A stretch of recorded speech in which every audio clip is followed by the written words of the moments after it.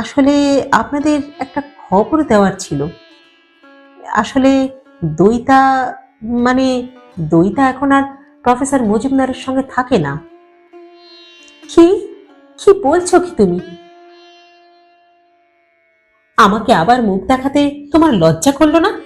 কেন? হ্যাঁ, কেন এসেছো আবার এই বাড়িতে? কারণ আমি আমি তোমাকে ভালোবাসি দইতা। কি? তুমি তুমি আমাকে ভালোবাসো? কিন্তু আমি তো তোমাকে ভালোবাসি না সৌমিক।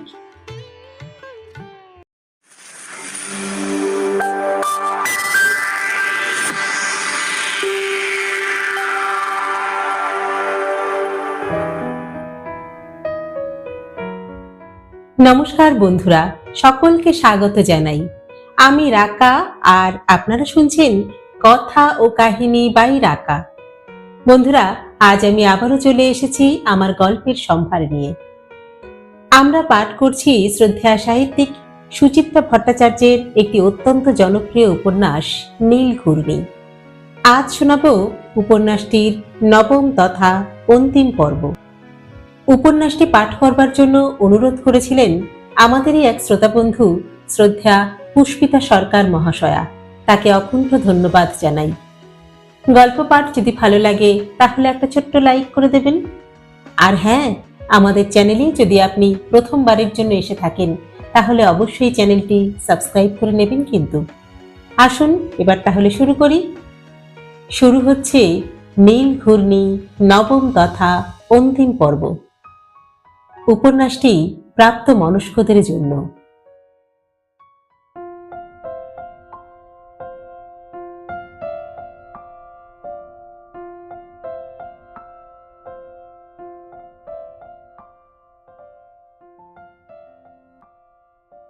আজ দিনভর থমথমে গরম ছিল। আকাশে ছেঁড়া ছেঁড়া মেঘ জমে আছে, বাতাস একেবারে নিথর। এমন একটা আবহাওয়া যেন নিঃশ্বাস নিতেও কষ্ট হয়। প্রবীর আজ অফিস থেকে একটু তাড়াতাড়ি ফিরেছিল। বছরের এই সময়টা কাজের চাপ কম থাকে। 6:30টার মধ্যেই অফিস থেকে বেরিয়ে পড়া যায়। বাড়ি ফিরেই আর কোনো কথা নেই। ধরাচুরো ছেড়ে সোজা বাথরুম। অনেকক্ষণ দাঁড়িয়ে রইল শাওয়ারের নিচে। ঘামাচি বেরিয়েছে খুব। জলের ছোঁয়ায় কুটকুটে ভাবটা যদি একটু কমে।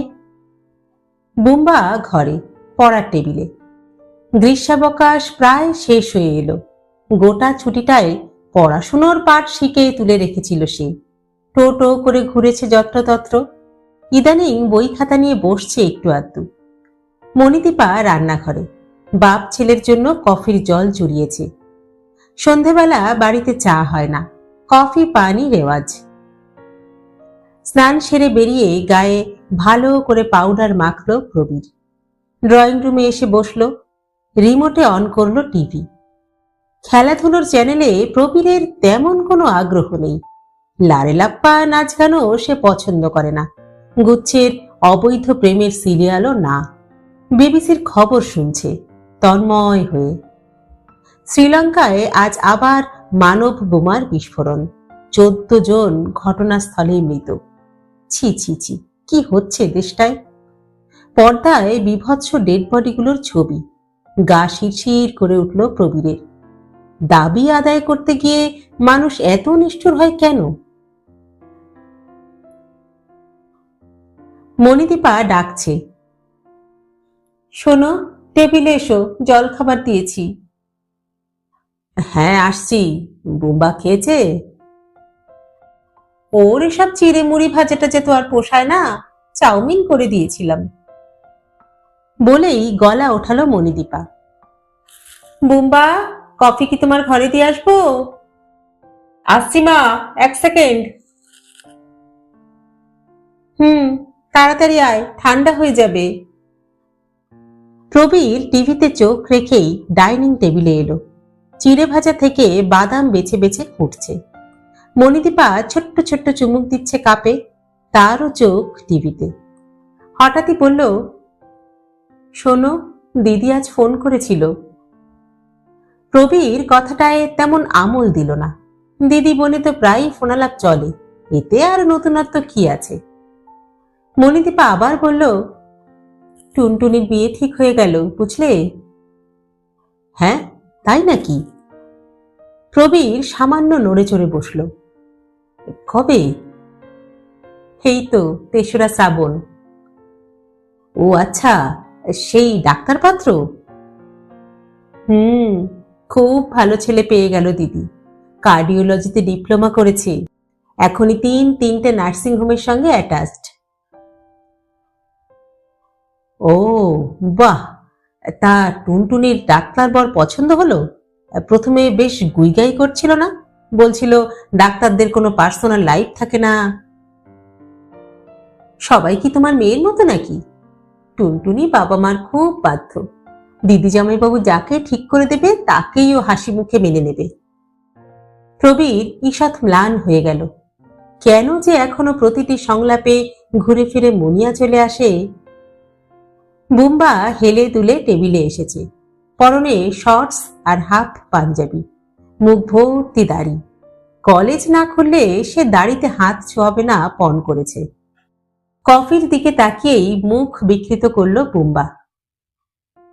মা, দুধ দিয়ে যে একেবারে সাদা করে দিয়েছ, একটু কফি মিশিয়ে দাও না। শোনো, বেশি ব্যাপকতামি করবে না, যেমন দিয়েছে তেমন খেয়ে নাও। বুম্বা কথাটায় পরোয়া করল না। কাপ হাতে রান্নাঘরে গিয়ে নিজেই কফি নিয়ে নিল একটু। চামচে গুলতে গুলতে ফিরে এসে বসেছে চেয়ারে। ছেলেকে একবার কটমট করে দেখে নিয়ে আবার প্রবীরের দিকে ফিরল মণিদীপা। আচ্ছা শোনো, টুনটুনিকে বিয়েতে কি দেওয়া যায় বলো তো? আমি কি বলবো, সে তো তোমার ডিপার্টমেন্ট। হ্যাঁ, কিন্তু গয়না তো একটা দিতেই হবে। হারফার কিছু দিয়ে দাও, এই ১০-১২ হাজারের মধ্যে। আফটার অল টুনটুনি তো প্রায় আমাদের বাড়িরই মেয়ে। আচ্ছা, জড়োয়া দিলে কেমন হয় বলো তো? হ্যাঁ, সে দিতেই পারো, আজকাল তো আবার হীরের খুব ফ্যাশন। হ্যাঁ, কিন্তু কি বলতো, অনেক দাম পড়ে যাবে, বাজেটে হয়তো কুলোবে না। বুম্বা পুট করে বলে উঠল, আরে বাবা, অত কেনাকানির মধ্যে যাচ্ছ কেন তোমরা? দিদির জন্য তো অনেক কিছু গড়িয়েছিলে, ওর থেকেই একটা যা হোক কিছু দিয়ে চালিয়ে দাও না। প্রবীর মণিদীপা দুজনেই থমকে গেল।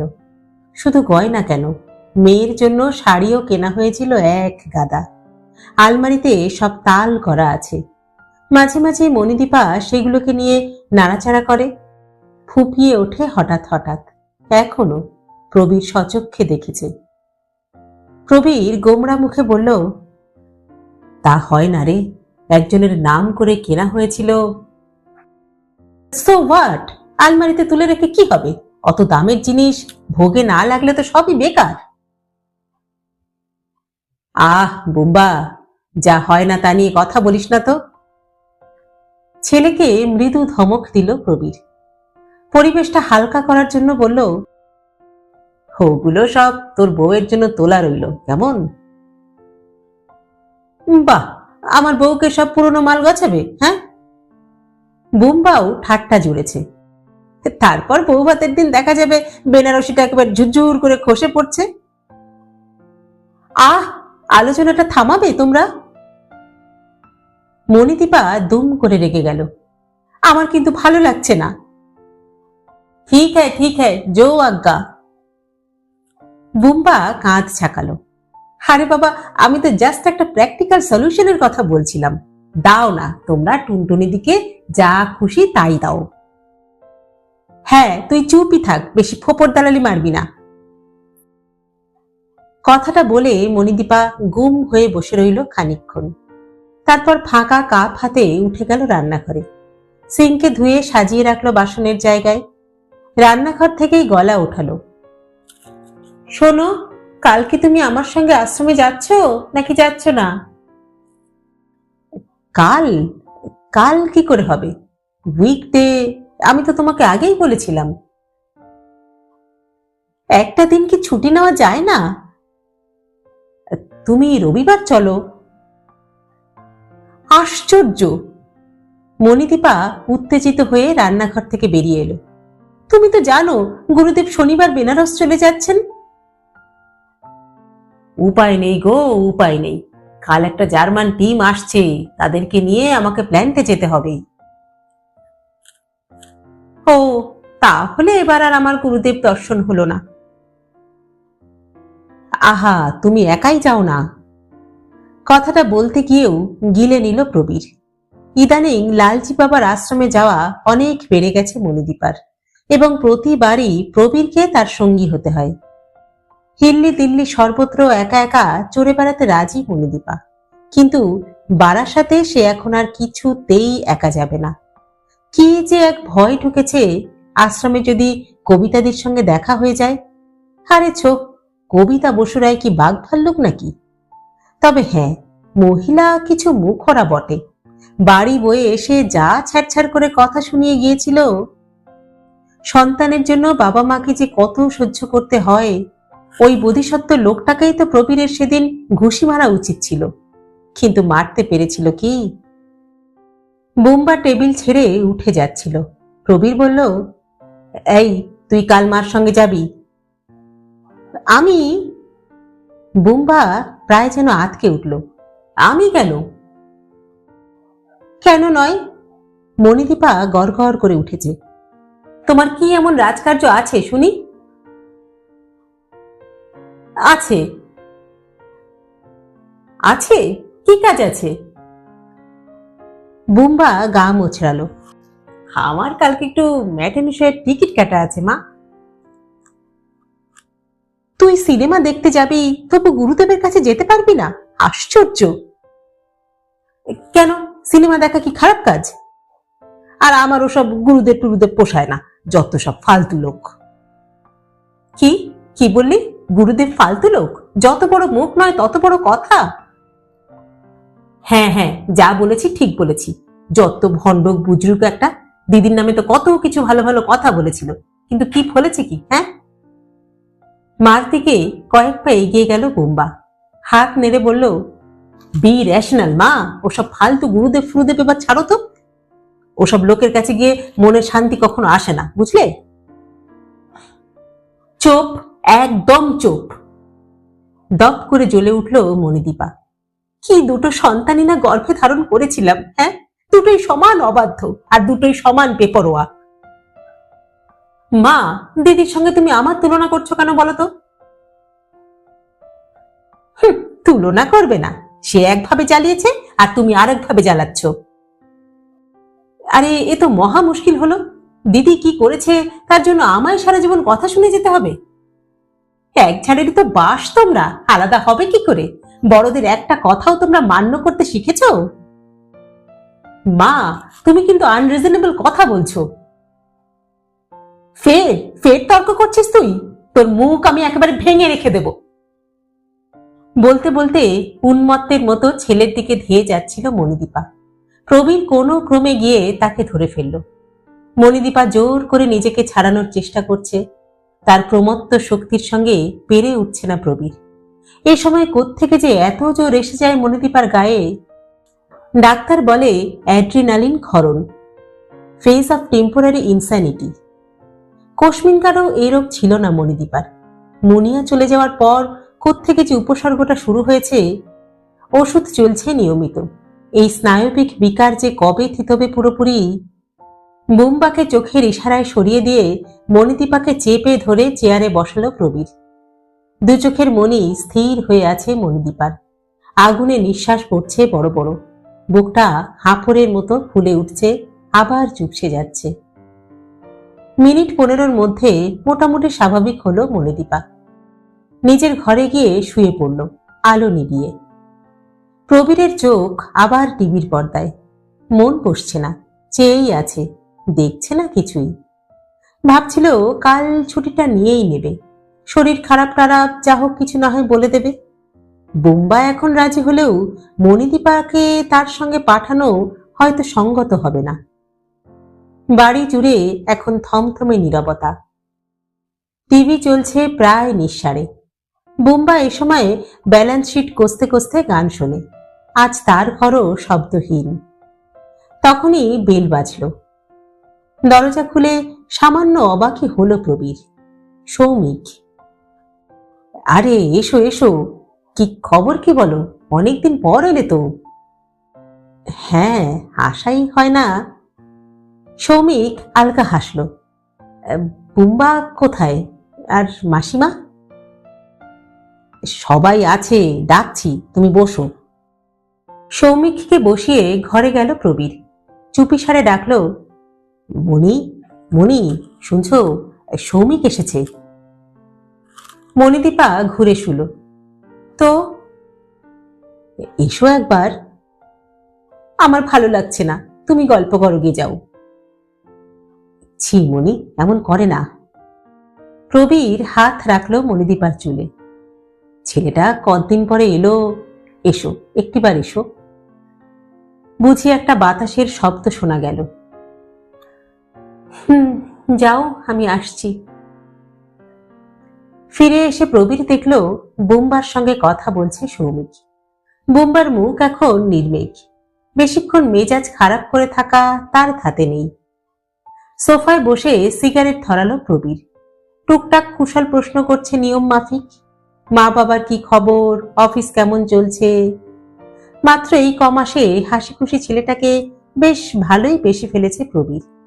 ছেলেটার সঙ্গে খানিকক্ষণ কথা বললে মন বেশ ঝরঝরে হয়ে যায়। কিন্তু আজ সৌমিক যেন কেমন দূর মনস্ক, মুখটা কেমন শুকনো শুকনো লাগে যেন। মণিদীপা এসে জিজ্ঞাসা করলো, সৌমিক নিশ্চয়ই অফিস থেকে আসছে, কিছু খাবে টাবে কিনা। এমন প্রশ্নে অবলীলায় ঘাড় নাড়ে সৌমিক। আজ কিন্তু না না করে উঠল। বুম্বা সার্জা কাপে ইন্ডিয়ার পরাজয় নিয়ে তর্ক জোড়ার চেষ্টা করছিল, কিন্তু সৌমিক যেন উদাসীন। প্রবীরের খটকা লাগছিল। জিজ্ঞাসা করলো, সৌমিক, তোমার কি শরীর ভালো নেই? না তো, ঠিকই আছি, ফাইন। সৌমিক নার্ভাস মুখে হাসল। ইনফ্যাক্ট আমি আজ একটা দরকারে এসেছিলাম মেসোমশাই। কি বলো তো? আসলে আপনাদের একটা খবর দেওয়ার ছিল। সৌমিক আমতা আমতা করল, মানে রিগার্ডিং দইতা। মণিদীপা সোফায় হেলান দিয়েছিল, সঙ্গে সঙ্গে টান টান। ফ্যাসফেসে গলায় বলল, কি হয়েছে মুনিয়ার? না না, হয়নি কিছু, মানে আবার হয়েছেও। প্রবীরের চোখ সরু হলো। বুঝলাম না কিন্তু সৌমিক। সৌমিক এক ঝলক দেখে নিল বুম্বাকে, মাথা নামিয়ে নিয়ে বলল, আগে কিভাবে যে বলবো ঠিক বুঝতে পারছি না। দইতাও আমায় পই পই করে বারণ করেছে। আসলে দইতা, মানে দইতা এখন আর প্রফেসর মজুমদারের সঙ্গে থাকে না। কি কি বলছো কি তুমি? প্রফেসর মজুমদারের সঙ্গে দইতার ছাড়াছাড়ি হয়ে গেছে। হ্যাঁ, সে কি কথা, সে কি? প্রবীর আর মণিদীপা কোরাসে ঝনঝন করে উঠল। সে তাহলে এখন কোথায় সৌমিক? আগে পাইক পাড়ায় এক বৃদ্ধ বৃদ্ধার বাড়িতে পেইং গেস্ট হয়ে আছে। সংবাদটা হজম করতে বেশ কয়েক সেকেন্ড লেগে গেল প্রবীরের। হতচকিত স্বরে বলল, কবে থেকে? এই ধরুন মাস দেড়েক তো বটেই, কিংবা তার বেশিও হতে পারে। সহসা একটা তীক্ষ্ণ সূচ বিঁধল প্রবীরের হৃৎপিণ্ডে। 1.5 মাস? মুনিয়া তাদের একবার জানানোর প্রয়োজনও মনে করলো না? এত পর হয়ে গেছে বাবা মা, নাকি এ অভিমান, জেদ? মণিদীপার দৃষ্টি কেমন অস্বচ্ছ হয়ে গেছে। বিড়বিড় করে বলল, ছাড়াছাড়ি হয়ে গেল মাত্র এই কয় মাসের ভেতরে? কিন্তু কিন্তু কেন? সৌমিক উত্তর দিল না, আবার মাথা নিচু করেছে। প্রবীর মনে মনে হিসাব করছিল, সে বোধিসত্ত্বর কাছে গিয়েছিল কবে? সেও তো ওই 1.5-2 মাসই হবে। সেদিন তো বোধিসত্ত্বর কথায় আজ পাওয়া যায়নি যে তাদের সম্পর্কে চিড় ধরেছে। বোধিসত্ত্ব কি তবে চেপে গিয়েছিল? খুবই সম্ভব। লোকটার যতই নামডাক থাক, প্রবীর কিছুতেই তাকে একজন শট ছাড়া আর কিচ্ছু ভাবতে পারে না। ভাঙবে কিন্তু মচ খাবে না টাইপ। নিশ্চয়ই বাড়ি গিয়ে মুনিয়ার সঙ্গে অশান্তি করেছে।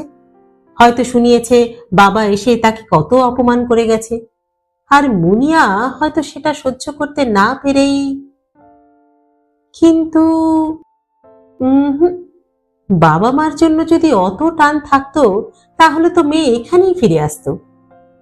আরো একটা সম্ভাবনার কথা উঁকি দিয়ে গেল প্রবীরের মাথায়।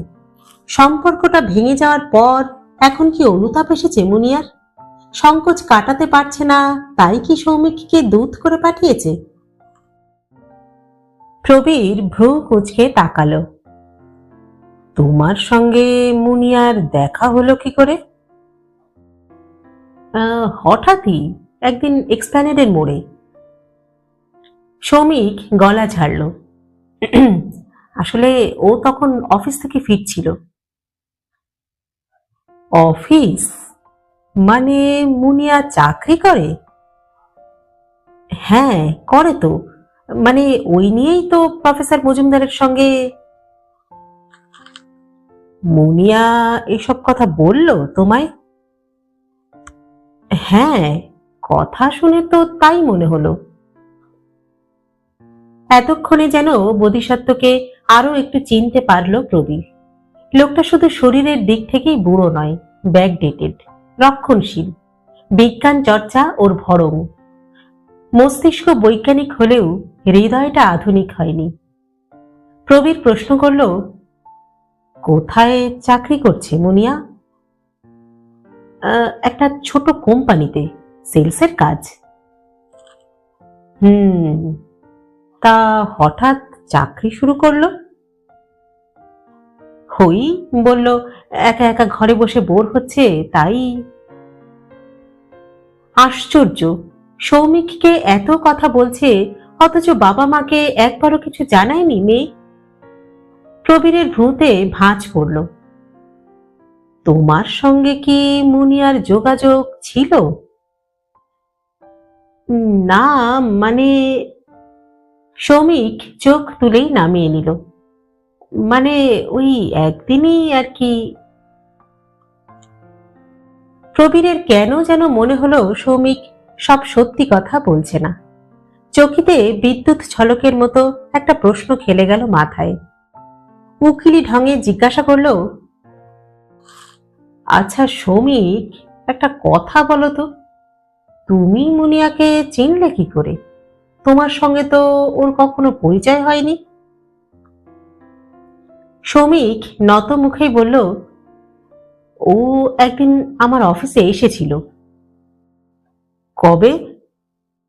সে অনেকদিন আগে, ওই আমাদের বিয়েটা স্থির হওয়ার পরপরই। স্ট্রেঞ্জ, তুমি বলনি তো কোনোদিন। সৌমিক চুপ। কেন গেছিল ওখানে, বিয়ে ভাঙতে? সৌমিক এবারেও চুপ। প্রবীরের বিস্ময় বাড়ছিল। বিয়ে ভাঙতেই যদি গিয়ে থাকে, সৌমিক সেটা কাউকে জানায়নি কেন? মুনিয়া চলে যাওয়ার পরও কেন এখানে যাতায়াত বজায় রেখেছে? নেহাতেই ভদ্রতাবোধ, নাকি প্রবীরদের ভালো লেগে গেছে তাই? না, কেমন যেন গোলমেলে ঠেকছে ব্যাপারটা। প্রবীর ফের প্রশ্ন করল, তোমার সঙ্গে কবে দেখা হয়েছিল মুনিয়ার? এই তো এই 6-7 দিন আগে। তা সঙ্গে সঙ্গে আমাদের জানাওনি কেন? বললাম না, দইটা ভীষণভাবে আমাকে মানা করেছিল। তাহলে আজই বা বলতে এলে কেন তুমি? মণিদীপা হা হা করে উঠল। আহ, তুমি ওকে এত চেনা শুরু করলে কেন? তা হ্যাঁ বাবা সৌমিক, মুনিয়া কেমন আছে এখন? এতক্ষণ পর সৌমিক একটা বড় করে শ্বাস ফেলল। দুদিকে মাথা নেড়ে বলল, ভালো নেই মাসিমা, একদম ভালো নেই। ওর শরীরটাও একদম ঠিক নেই। হ্যাঁ, কি বলছো? কি কি হয়েছে মুনিয়ার?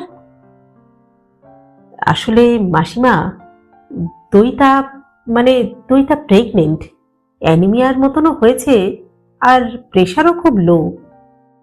হ্যাঁ, কি বলছো? কি বাচ্চা হবে মুনিয়ার? তাও একা একা পড়ে আছে? মণিদীপা ছটফট করে উঠল। আমি তো সেই জন্যই এসেছি মাসিমা। আমি চাই আপনারা এ সময় ওর পাশে গিয়ে দাঁড়ান, জোর করে ওকে এখানে নিয়ে চলে আসুন। সে তো আনতেই হবে, নইলে কি বেঘরে মরে যাবে নাকি? মণিদীপার চোখে মুখে অস্থিরতা। তুমি তুমি আমাকে ঠিকানাটা দাও তো বাবা, আমি এক্ষুনি যাচ্ছি। সৌমিক পার্স থেকে একটা চিলতে কাগজ বের করে মণিদীপার হাতে দিল। মণিদীপা দেখছে ঠিকানাটা। প্রবীরকে বলল, রাজা মনীন্দ্র রোড, তুমি চেনো গো? প্রবীর গম্ভীর স্বরে বলল, দাঁড়াও, আমার সৌমিকের সঙ্গে আরো কিছু কথা আছে।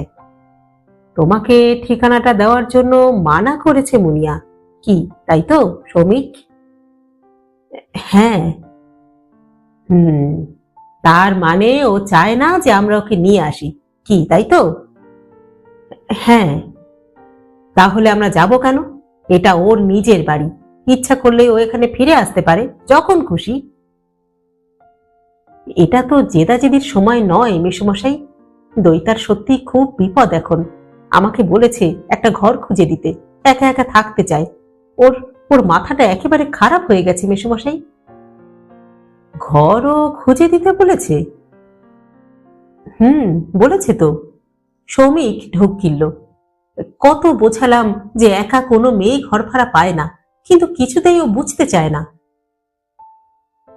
আমি যাব ওকে বোঝাতে, এক্ষুনি আমি যাব। আমি ওর মা, আমি গিয়ে দাঁড়ালে ও কখনো আমায় ফেরাতে পারবে না।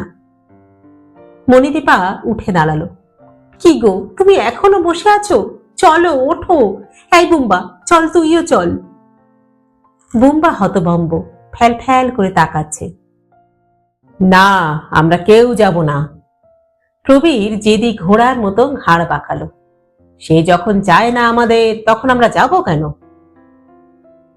আহ, তুমি কি পাগল হয়ে গেলে নাকি? এ কি মান অভিমান করবার মতো সময়? না, অভিমান তো তারই একচেটিয়া করবার অধিকার আছে, তাই না? প্লিজ মেসোমশাই। তুমি অনুনয় করছো কেন বলো তো সৌমিক? তোমার কিসের দায়? আমি তুই তার ভালো চাই মেসোমশাই। ওকে দেখে সেদিন এত মায়া হলো। মায়া? কিসের মায়া? কেন মায়া? সৌমিক কেমন যেন বিহ্বল চোখে তাকালো। এই মুহূর্তে মেয়ের জন্য উদ্বেগ প্রবীরকে ঘুরে ঘুরে খাচ্ছে। সৌমিকের ওই দৃষ্টি যেন ঠান্ডা প্রলেপ বুলিয়ে দিল তাতে। নরম গলায় বলল, আমার একটা কথার জবাব দেবে সৌমিক? মুনিয়াই কি তোমায় পাঠিয়েছে? না না না, বিশ্বাস করুন মেসোমশাই। সৌমিক যেন কেঁপে উঠল। ও এখানে আর ফিরতে চায় না মেসোমশাই। কোন মুখেই বা ফিরবে বলুন? আমি চাই আপনারা ওকে গিয়ে হিড় হিড় করে টেনে নিয়ে আসুন। ওর কোনো ওজোর আপত্তি আপনারা শুনবেন না। শুধু শুধু আপনাদের কাছে একটাই রিকোয়েস্ট, কাইন্ডলি ওকে বলবেন না যে ঠিকানাটা আমার কাছ থেকে আপনারা পেয়েছেন। কিন্তু কেন সৌমিক?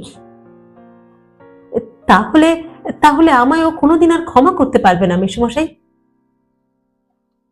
কিন্তু তাতেই বা তোমার কি যায় আসে? সৌমিক কোনো উত্তর দিল না। প্রবীরের চোখ থেকে চোখ সরিয়ে নিল। প্রবীরের বুকটা টনটন করে উঠল। মেয়ের জন্য নয়, সৌমিকের জন্য। ছেলেটা বড্ড ভালো, একটু বেশি রকমের ভালো। মুনিয়া কখনোই এই ছেলের যোগ্য ছিল না।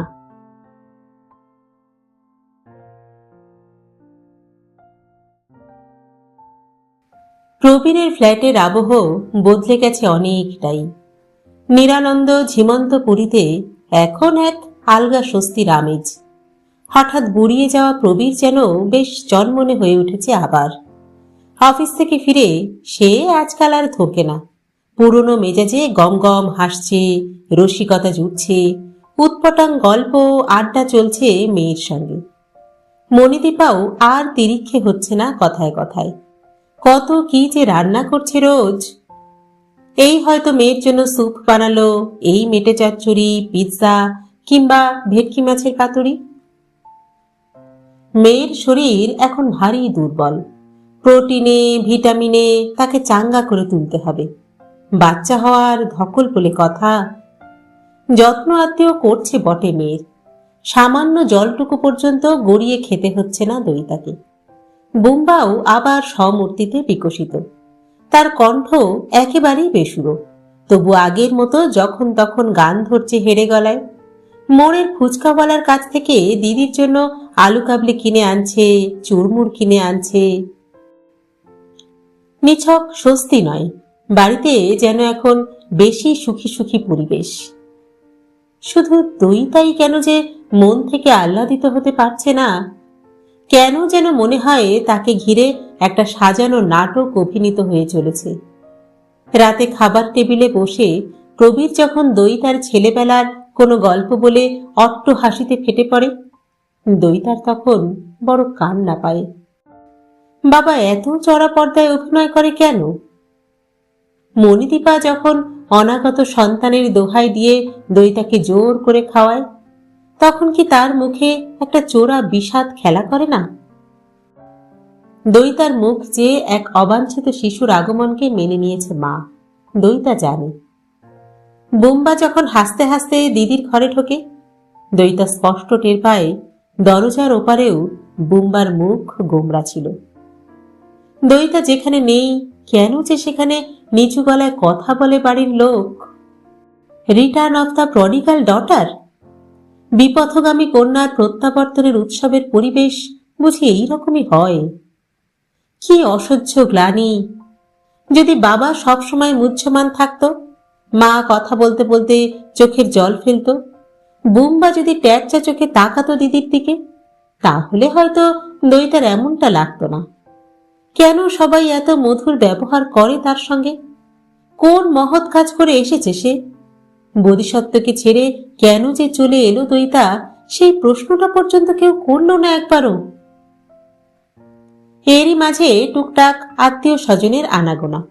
এই তো গত রোববার মাসি আর টুনটুনি সারাটা দিন এ বাড়িতে কাটিয়ে গেল।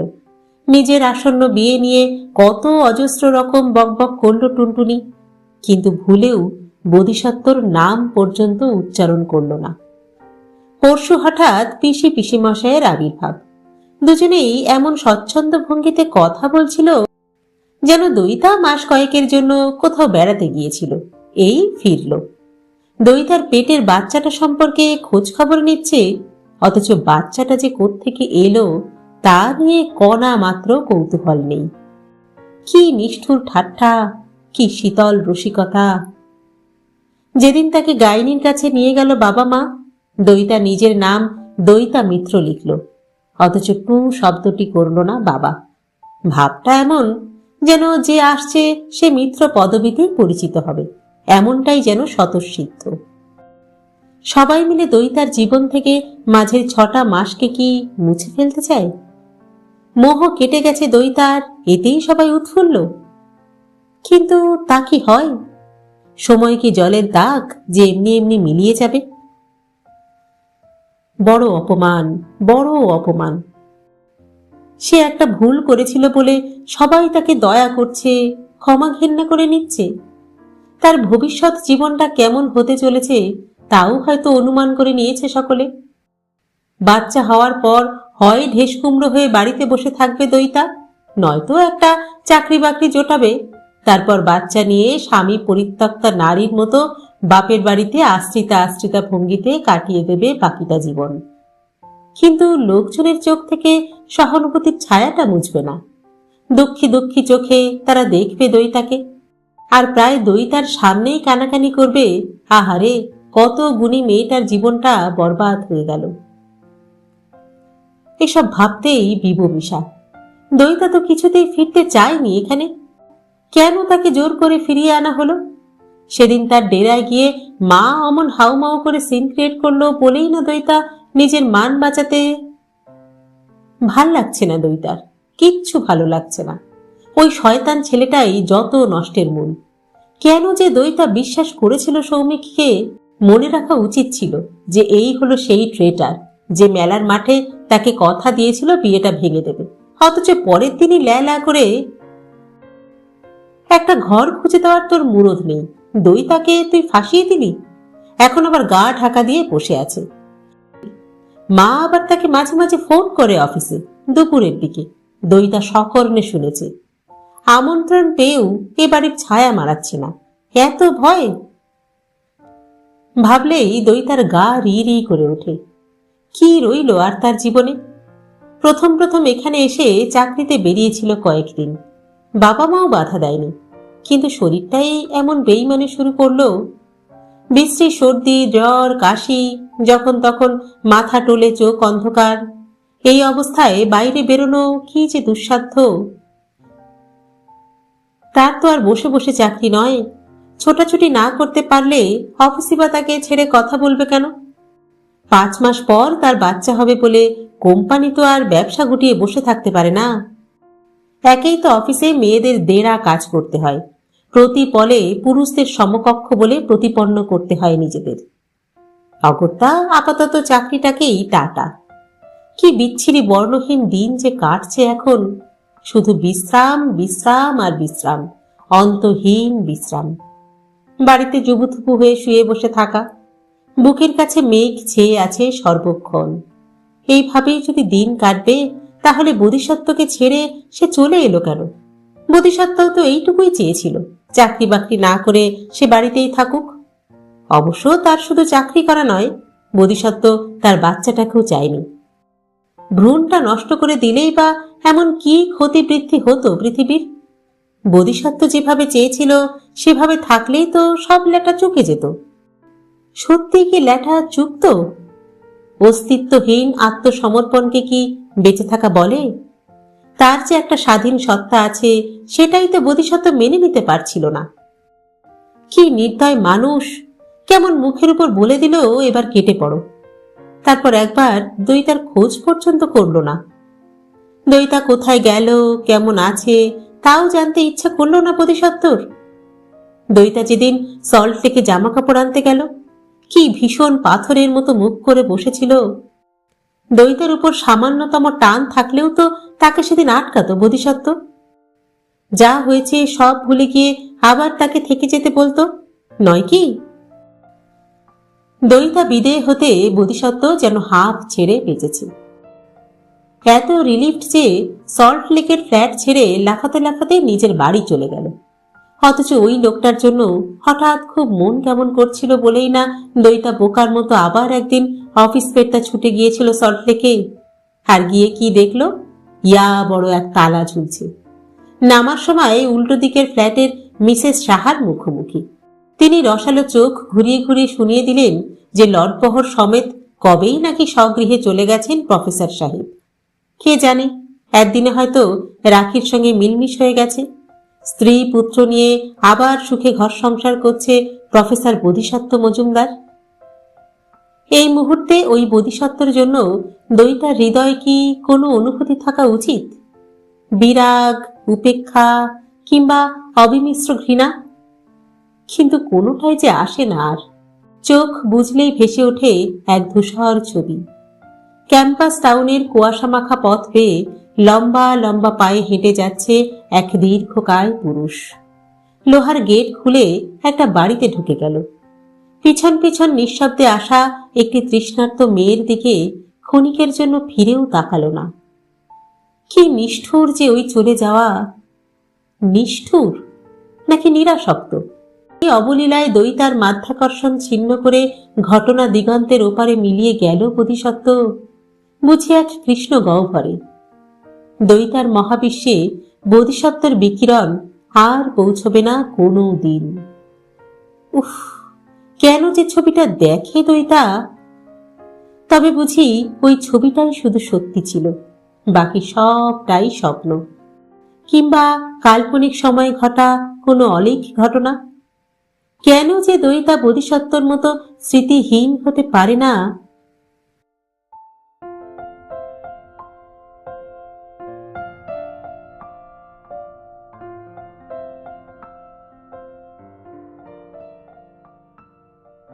মেঘলা বিকেলের মোড়ে আসা আলোয় সৌমিককে দেখতে পেল দইতা জানলা থেকে। এবছর আষাঢ় মাসেই জোর কদমে বর্ষা এসে গেছে। মেঘেদের অন্তহীন পল্টন ছেয়ে ফেলেছে শহরের আকাশ। সূর্যদেব প্রায় পাকাপাকি ভাবেই ফেরার। জলদ গম্ভীর তুর্যধ্বনি বাজছে দিনভর। অস্ত্রের ঝংকারও শোনা যায় ঘন ঘন। রূপলি বিদ্যুতের আঘাতে আকাশ ফালা ফালা।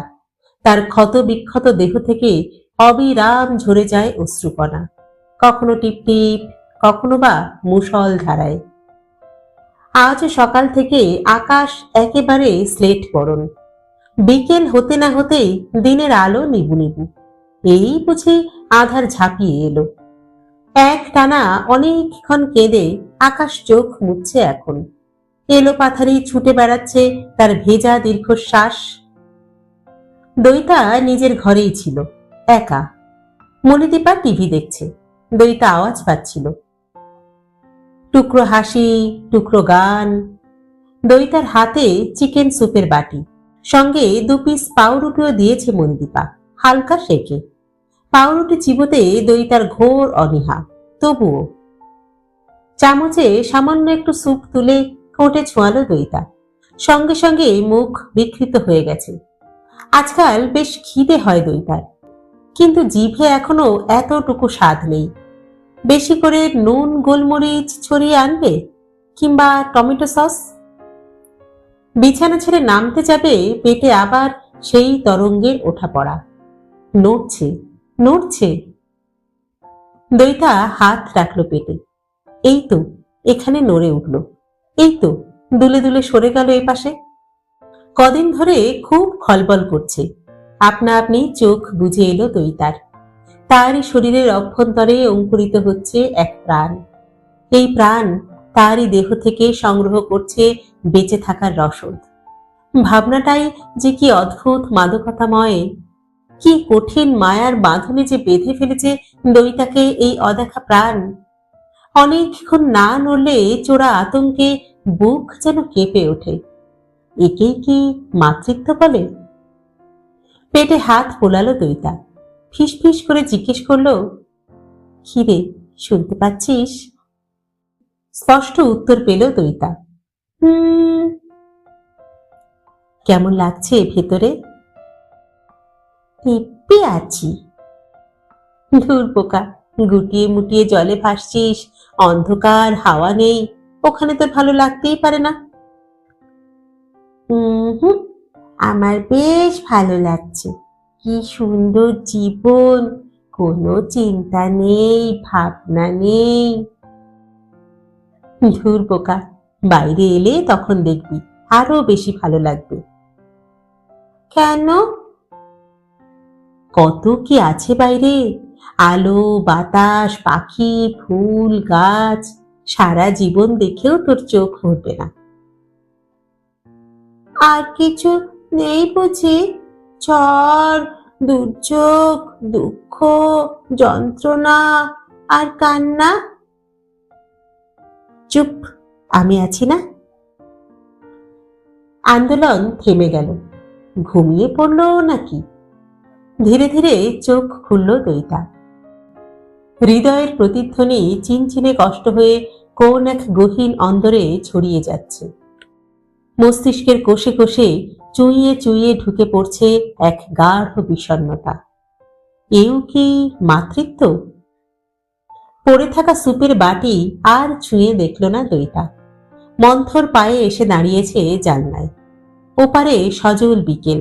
ভিজে রাজপথ বেয়ে সরীসৃপের মতো পিছলে পিছলে যাচ্ছে গাড়ি ঘোড়া।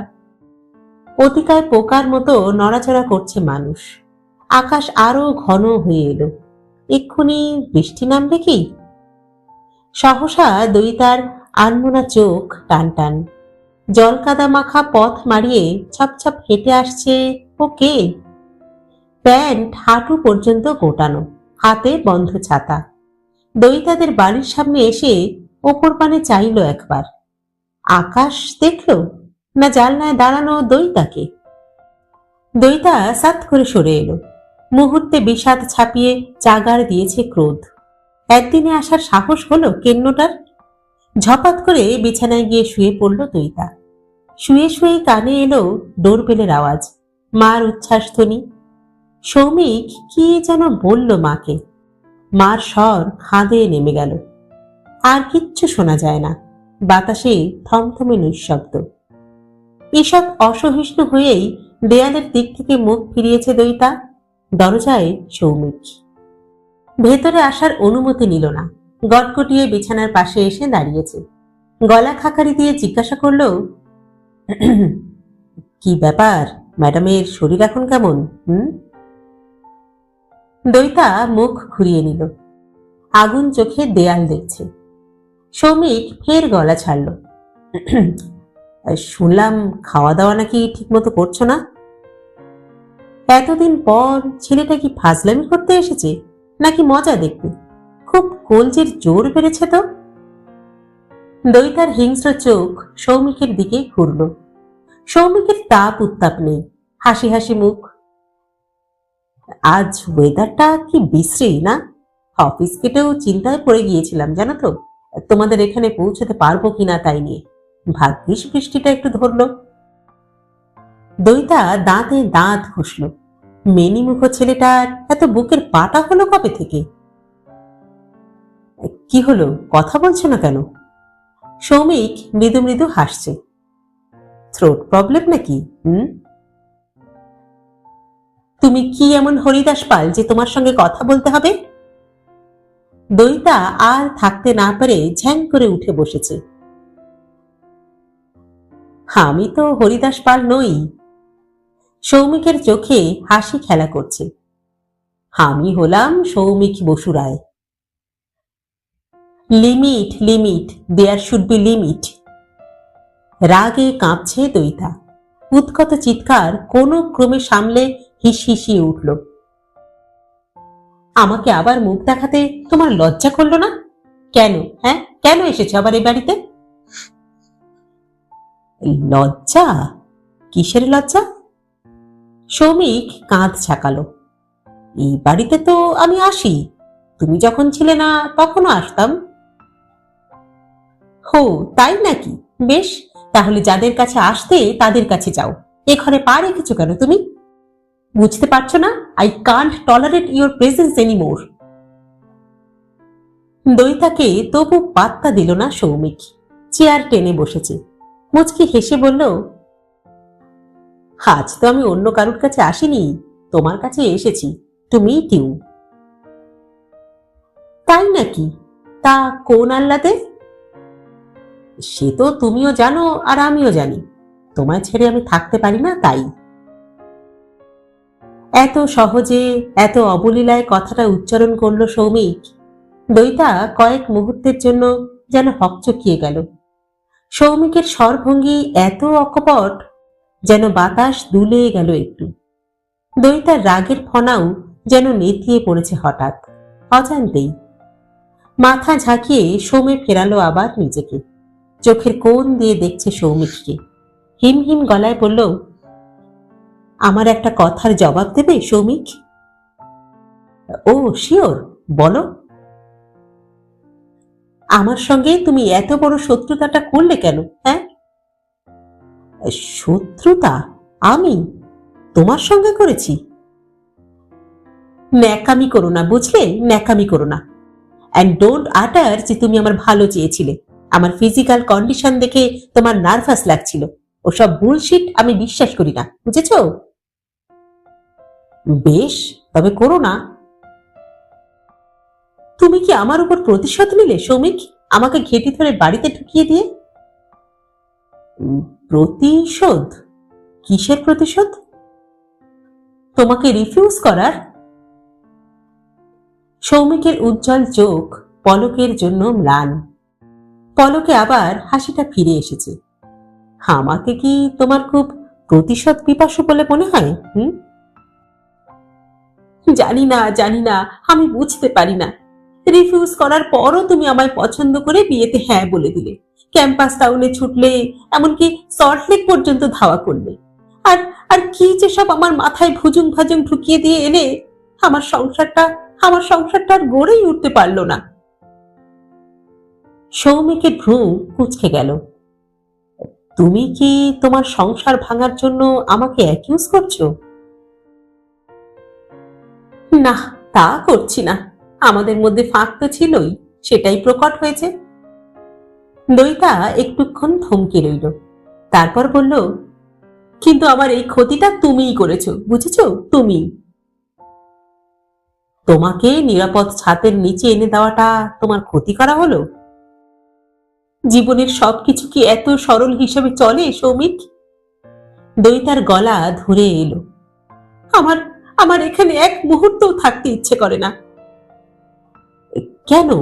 মাসিমা, মেসোমশাই সবাই তোমাকে পেয়ে কত খুশি হয়েছেন বলো তো?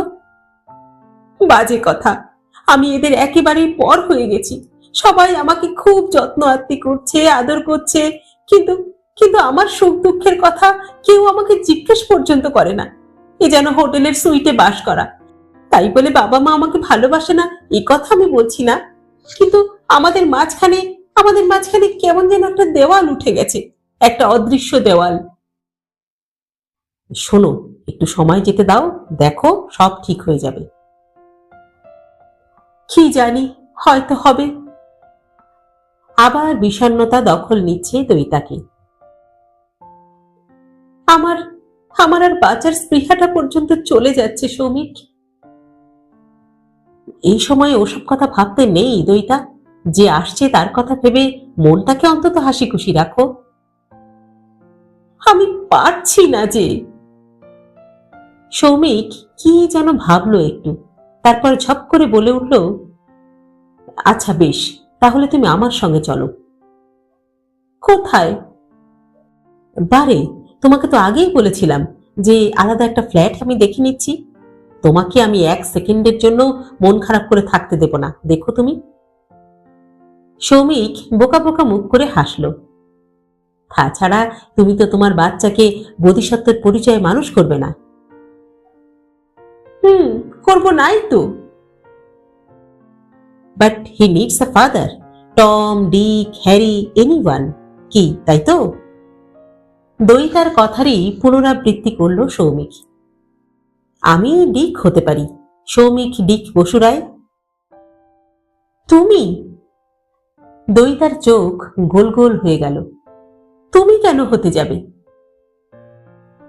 কারণ কারণ কারণ সৌমিক তোতলাতে তোতলাতে বলে ফেলল, কারণ আমি আমি তোমাকে ভালোবাসি দইতা। কি? তুমি তুমি আমাকে ভালোবাসো?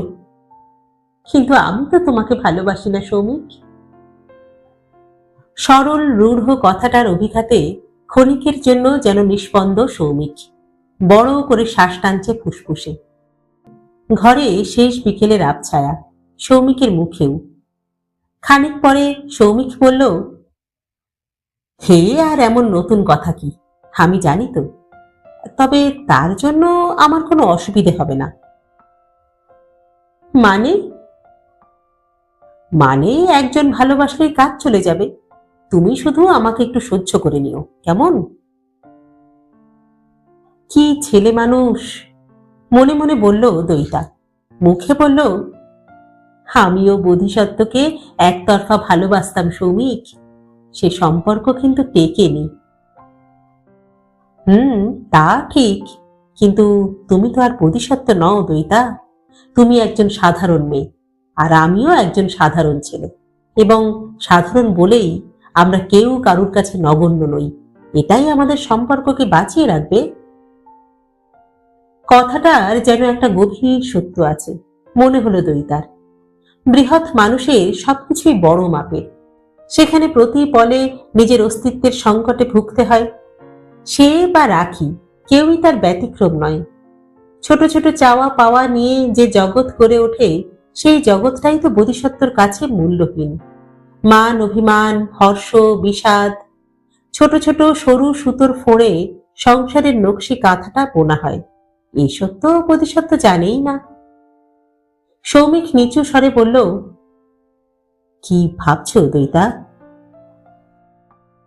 কিছু না। তুমি আমায় ভালো নাই বাসতে পারো, কিন্তু বন্ধু তো ভাবো। কি ভাবো না? বন্ধুত্বের সুবাদেও তো আমরা এক ছাদের নিচে বাস করতে পারি। মুখে যাই বলো, তুমিও জানো যে আমি মানুষ হিসাবে তেমন শয়তান নই, আর তোমার বাচ্চার একেবারে অযোগ্য বাবাও আমি হব না। তুমি কি আমাকে দয়া দেখাচ্ছ সৌমিক? কে কাকে দয়া দেখায়? সৌমিকের বুকটা বুঝি মুচড়ে উঠল। যার মুখের এক চিলতে হাসি দেখার জন্য সে এভারেস্টের চূড়া থেকে বরফ কুড়িয়ে আনতে পারে, সেই কিনা আজ নিজেকে করুণার পাত্রী ভাবে। আহারে, ভিতর থেকে না জানি কতটা ভেঙেছে দইতা। সৌমিক মাথা নামিয়ে নিল। আমি অতি দুর্বল মানুষ দইতা। তুমি তো জানো, দয়া যে করে তারও কিছু প্রত্যাশা থাকে, নিদেন পক্ষে কৃতজ্ঞতার। কিন্তু সেদিক থেকে ভাবতে গেলে সে নিজেও তো দয়ার পাত্র, নয় কি? কিন্তু তোমার কাছে আমার সেই কৃতজ্ঞতাটুকুও চাওয়ার ক্ষমতা নেই দইতা। দইতার চোখে বিস্ময় ফুটে উঠল। সৌমিকের স্বর যেন অচেনা অচেনা ঠেকে, বড় দুঃখী দুঃখী। সৌমিক একটা দীর্ঘ শ্বাস ফেলল, ঘর ঘরে গলায় বলল, কেউ জানে না নান, আমার ঘাড়ের কাছে একটা বুলডগ অবিরাম ঘাউ ঘাউ করছে। আজ নয়, সেই ছোটবেলা থেকেই তারই তাড়া খেয়ে আমি ছুটছি, দিবা রাত্র ছুটছি। ঘাড় গুজে পড়াশুনো করে গেছি, বন্ধু বান্ধবদের সঙ্গে মিশিনি, ভালো চাকরিতেও জুতে গেছি, আর্নিং হেল অফ আ লট। কিন্তু যে পৃথিবীতে আমি ঘুরে মরছি, তার বাইরেও একটা অন্য ভুবন আছে, আমি জানি। চোখ বুঝলেই সেই স্বপ্নের পৃথিবীটাকে আমি দেখতে পাই, কিন্তু কিন্তু আমি সেদিকে এক পাও এগোতে পারি না। কেন জানো? Just for that bulldog. It never spares me a moment. ঘাড় ফেরালেই তার গর্জন আমার বুক একেবারে হিম করে দেয়। ডোন্ট মাইন্ড দইতা, ওই বুলডগটা কিন্তু তোমার প্রফেসর সাহেবের ঘাড়ের কাছেও আছে। সেও কিন্তু একইভাবে গর্জায়, প্রফেসর সাহেবকে তাড়িয়ে নিয়ে বেড়ায়। তবে তফাৎ শুধু একটাই, আমার বুলডগটা ফিট করে দিয়েছে আমার মা, আর প্রফেসর সাহেবের বুলডগটা তিনি নিজেই পুষেছেন। হয়তো এই জন্যই তিনি অসাধারণ। আত্মধিক্কারে সৌমিকের ঠোঁট পলকের জন্য বেঁকে গিয়েছিল। পরক্ষণেই প্রায় স্বগতোক্তির মতো বলে উঠল, but this can't go on for ever. এই কদিন ধরে ওই বুলডগটার সঙ্গে আমার যুদ্ধ চলছে। ওই কুত্তাটাকে আমি এবার ভাগাবো। সৌমিকের চোখের মণি জ্বলছে দপদপ। চেয়ার ছেড়ে বিছানায় এসে বসল। দইতার নিরাভরণ হাত কোলের উপর জড়ো হয়ে আছে। ঝুঁকে দইতার একটা হাত ছুঁল সৌমিক। অধীর স্বরে বলল, কিন্তু কিন্তু তুমি পাশে না থাকলে আমি যে কিছুতেই লড়াইটা জিততে পারবো না Doita. I need you very badly. পুরুষের কণ্ঠে এমন তীব্র আকুতি দইতা আগে কখনো শোনেনি। হঠাৎই কেন যে শীত শীত করছে, বাষ্প জমছে চোখে অজান্তেই। হাতে চাপ বাড়ছে ক্রমশ। সৌমিকের স্পর্শ চালিয়ে যেতে চাইছে দইতার গভীর। সামনে কৃতাঞ্জলি পুটে এক প্রার্থী পুরুষ। বাইরের পৃথিবীতে একটা মেঘলা দিন হারিয়ে যাচ্ছে দ্রুত। এলোমেলো নেচে বেড়াচ্ছে আর্দ্র বাতাস। এরা কোন দিকে ঠেলছে দইতাকে? গহীন কুয়োর অতলে একটা ঢেউ কি উঠবে না? সৌমিক গাঢ় স্বরে বলল, চুপ করে কেন দইতা? দইতা অস্পষ্টভাবে মাথা নাড়ল। ভাবছি। কি ভাবছ? দইতা উত্তর দিল না। আশ্চর্য, এই মুহূর্তেও বোধিসত্ত্বকে মনে পড়ে। কুয়াশা মাখা পথে মিলিয়ে গেল এক দীর্ঘদেহী পুরুষ। দইতার দিকে ফিরেও তাকালো না। ওই নিষ্ঠুর লোকটাকে উচিত জবাব একটা দেওয়াই যায়। বোধিসত্ত্ব মজুমদার যে দইতার জীবন নষ্ট করতে পারে না, সৌমিককে বিয়ে করে সেটা দেখিয়ে দিতেই পারে দইতা। শুধু তাই নয়, বোধিসত্ত্বর সন্তান জীবনভর সৌমিককেই বাবা বলে ডাকবে। তার জীবনে বোধিসত্ত্বর কোনো অস্তিত্বই থাকবে না। এটা কি বোধিসত্ত্বর অহংকে একটু আঘাত করবে না? বোধিসত্ত্বর জন্য সৌমিকও কম কষ্ট পায়নি। চাইলে সৌমিকও একটা প্রতিশোধ নিতেই পারে। ছি, শুধু এইটুকুর জন্যই সৌমিকের সঙ্গে জীবন শুরু করবে দইতা? ঘর বাঁধবে, সংসার করবে? এ কি সৌমিককে ঠকানো নয়? শুধু সৌমিকের জন্য কি তার হৃদয়ে কোনো বিশেষ অনুভূতি নেই? ভালোবাসার কি একটাই রং? সৌমিক ফিসফিস করে বলল, মুনিয়া, মুনিয়া, প্লিজ। দইতা চমকে তাকালো। তার চোখের মনি অসম্ভব রকমের নিষ্প্রভ এখন। মুক্ত দানা কখন যে গড়িয়ে গেছে গাল বেয়ে, চিকচিক করছে জলের রেখা। প্রায় অন্ধকার ঘরে টুকরো আলো এসে পড়েছে একটা। মণিদীপা ড্রয়িং রুমের আলো জ্বেলে দিয়েছে। দইতার শ্যাওলা মুখে আলো ছায়ার জাফরি। একটু বুঝি কেঁপে উঠল দইতার ঠোঁট।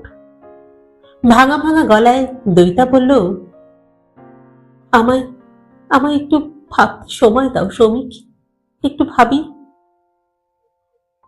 একটু কেন, অনেক ভাবো, অনেক। সৌমিক নরম করে হাসল। যত খুশি ভাবো, আমি তো রইলামই। সৌমিকের শেষ বাক্যটুকু দইতার বুকের গভীরে যেন বসে রইল একটুক্ষণ। তারপর ডানা মেলে উড়ে বেড়াতে লাগলো খড়ময়, রঙিন প্রজাপতির মতো।